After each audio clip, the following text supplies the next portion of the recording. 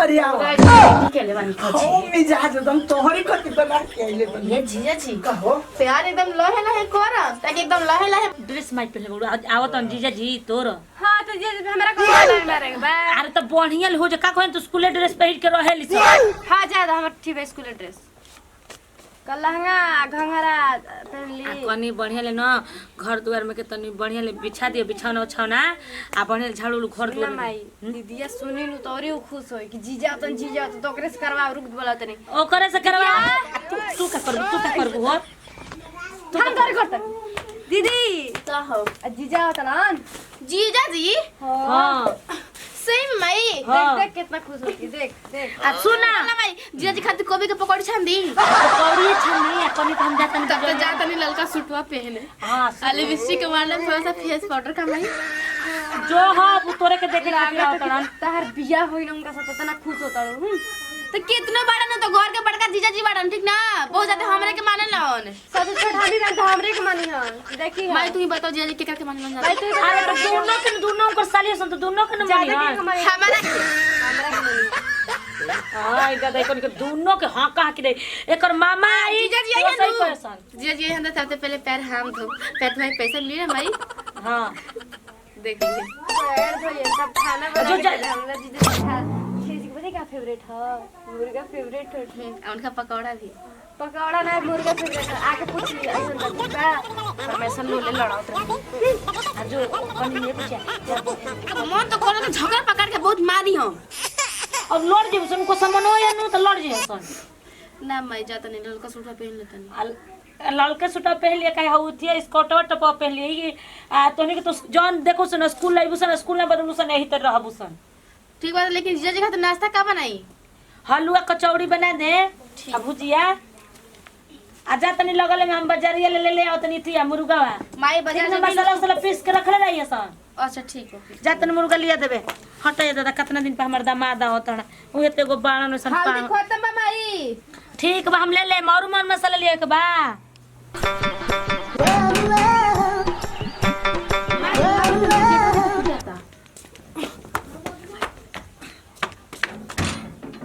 अरे जीजा जी प्रणाम अरे खूब खुश रह जिया जाएगा भगवान तारा में लम्बा करत रह खाली नहीं यार मिठाई जाई साजी के लिए आवे अभी तो भाई जी तुम हाथ डोलबा आगे नहीं ससुराल ले हैं अरे अभी जान तो आई रे भैंस खरीदवावे के वो कर हुए केकरा के अरे और सलुआ बा ना हाँ। हमारे गांव के आई ना जीजा जी चल अब कहां बाड़ी क्या मम्मी जी कहां बाड़ी मैं तो बाजारे गेल बड़ी क्या दिया छोटकी होनी बर्तन में जतरी कबाब बने कते जीजा जी का जीजा जी ए जीजा जी हम जब जाननी ना कि रवा आवे वाला बनी तो मन में हमारे तो पूरा गदगद आ गई तारा मन में गदरा गिलो हम जान तलू कोने के वॉइस कॉल से किने जाए बा एक के बोली पर चल देने के चलत तक कम से कम साली भेंट करे एकदम मिली साली से खड़े खड़े का हम अरे तब बैठे कि नहीं खे अरे चलो ना चलो आई जीजा जी अरे होइसन साली होके तो साला रोजे ससुरारी आ आई अरे आवत हो जीजा जी कहो नाश्ता लेके आवत है नाश्ता कर दी पानी पी ली ठीक न तो माई साली कहे जी नु हाँ। कि जीजा जी आयल रहो ना तो कुछ सेवा पानी के लिए कि ना अरे हम कह न दे मम्मी जी से कि चिंता मत करिए दम अब हैसन साली बाड़ी तो देख के खाली हमर पेट भर जाला देखला भी न जानत नहीं मन में पसंद भई रहेला रौरा के का एकदम सिक्सर बॉडी बनले बने जी एकदम सिक्स होई। पैक है न अरे बॉडी होई जानत नहीं पहले तो फीट फट बाटे का करम तोरी में होइए खाली निकल जाता है एकरा के छोड़ी जी पहले देखी ना सिक्स पैक कितना अच्छा हाँ ना? लगता है हां अरे हमर साली जी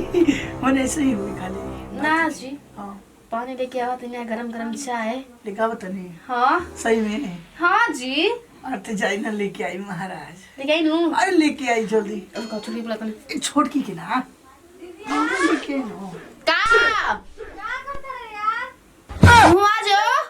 अरे तेरी महाराज कुछ बात उनके का बोला बता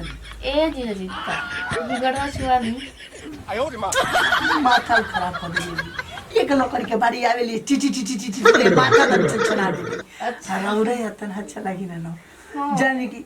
रौर बहिनी से पहले रौरा से भेंट भई रही ना पटला रही रौरे ले बियाह कइले रहती महाराज सुने ना एगो और कॉल है जना बिया पागल जीजाजी हाँ अपना मतलब अपने बहिने कम सब दिन बन जाई। अरे सब दिन के का बात बेटे उनको के जो चाहिए तो हम देबे कर तोहरो के जो चाहिए तो हम देबे कर तो दिक्कत का ए बा? जीजाजी ना जाना तनी शादी वाले हमरा के वर्ष हो जाए ठीक बा लेकिन प्यार तो आपसे से रही। रही ना हाँ तो प्यार प्यार में सिंदूर के लिए बता के नाम के रही और दिल में प्यार तो ये जीजा जी के नाम। सुनी ना बात तो नहीं की समझो तू तो ठीक बा बाकी मान ले की बताई कि हम रौरा ले प्यार करम हमरा सोचे कोनो बियाह को के ले जी रौरा के तो हमरा कैसन लागी ई बात समझो तनी फीलिंग के समझी समझता नहीं जीजा जी। हम रोज रोज ऐसे ध के त रौरा ले प्यार करतनी आ कोनो टोय ससुर त जानत नहीं ओकरी का मन करी मुंह करी को ओकरा काट देही जीजा जी खाली बतियावला से काम चल जाई। अरे ना हम तो कितना मन में ललसा सजा के रखले रही ना कि जीजा जी आई हन तो जीजा जी के पहले पैर धोला के बाद में गले लग जाए जीजा जी। पैर के छोड़ पैर में का लागल भैया तू गजब बतियावेल लेकिन वैसे ना तो हमरा के किस देनी है और ना गले लगानी है। तो ले ला तो देवे के नहीं किए तो ले कैसन ला के जीजा कि अपना मन से ना दी हन। बाट यार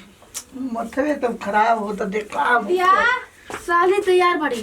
और जीजा जी के मन में कसम तो चलता जीजा जी का ई का होता हल्का फुल्का मजाक छुट्टी गोड़ छुतरी हो अरे खूब खुश रहा जिया जागा दम भगवान तोहरो के लंबा लंबा करस हम लंबा बनी ठीक बनी लेकिन तहने लगा करत रहे हां काची लंबा लंबा लंबा लंबा काची ना लंबा कोरस लंबा हाँ थोड़ा सा नाक भी छोटा है। ना तू बड़ा 6 फुट का लंबा ना हाँ तो ये बनी हूँ तारा ले कतनो बाड़ी तो बड़ी ना बाड़ी जाते चाय लिया बनो जा साली जी लिया वो जीजा जी बोलता बोलता जा जा जा जा का देखो तेरा टुकुर टुकुर जा तो तार दीदी शिकायत को दे मैं यही तो घूम दे का है की का कहत मैं दीदी से बतियाए नहीं के सुन कल जीजा जी खातिर एक कप चाय ला दे हम अपना बना के बाद में पी लें ठीक है। हट हमारी तो को हम लेकिन चाय लेके आओ तो नहीं बड़ा राड हो गल बिया आज राड़ हो गइल बिया ना? हाँ एक करी के पहले बियाह करके भगा दे लियो घर ले ना जी जीजा हाँ। जी ये हिया नु थोड़ा रुसे लेनु तो हम मना लेना हाँ। हो अरे हमारे साथ पैसा दे के जीजा जी अरे दादा यही से कोई ना रौरा खूबसूरत जब ले कुबार बनी नु सीख ले जाए जितना सीखे का मन करता स्वाद लेते जाए हाँ। जैसे शादी हो जाए नु हमार जीजा जी हाँ। सीखो कि ना मिले तनी चल ना यार ये तो सोच के करे जमा में कैसन तो ऐसे तो कहते रह जीजा जी कि कुबार बनी तो मजा पूरा उठाई अरे तो जीजा जी ऐसे सुना ना चलो देखो ना बाद में जी आलू बने तो 4-5 दिन रह के जाए ठीक बा आता नहीं 4-5 दिन का कहला माया दी का होता जीजा जी हाले आगे लो मैं तो जानी ना तो हमरा के खोलड़ी बना छोड़ा नहीं आवा है ने जीजा जी आवा तनी चाय लेके जी अरे छोड़ा ना गरमा गरम चाय पी के अरे यार। वही गरम गरम प्यार करे के जीजा जी आवा तनी चाय लेके जीजा जी अरे चाय के छोड़ा ना गर्मा गर्म में ही तरफ मिजाज में आओ जी अरे आओ पूरा एकदम रेडी के ले बानी हो खजी मिजाज एकदम तोहरी करके बना के आइले बनी ये जीजा जी कहो प्यार एकदम लहे लहे कर ताकि एकदम लहे लहे मजा मिले ठीक बा अरे जैसे कहो वैसे हम चिंता मत करो तुम आओ ना हमू देखा तही बात कर जीजा जी में कितना बोल बा बोल हां बोल तो इतना बानो निक आदमी एकदम तू अबे का करू जीजा जी छोड़ी जी अरे आओ ना बात कितना बदमाश हमर बहन होई का अरे आओ ना अरे आओ ना देखो ना ये जीजा जी का तो हम पेटवा दुखाता जी अरे तने मने ना जीजा जी आ देख साले ना तने से तने मने का हो बाप रे का दुखाता पेटवा अरे ठीक हो जी आओ ना हम बानी ना ये जी बाके जीजा जी पेटवा बहुत ज्यादा दुखाता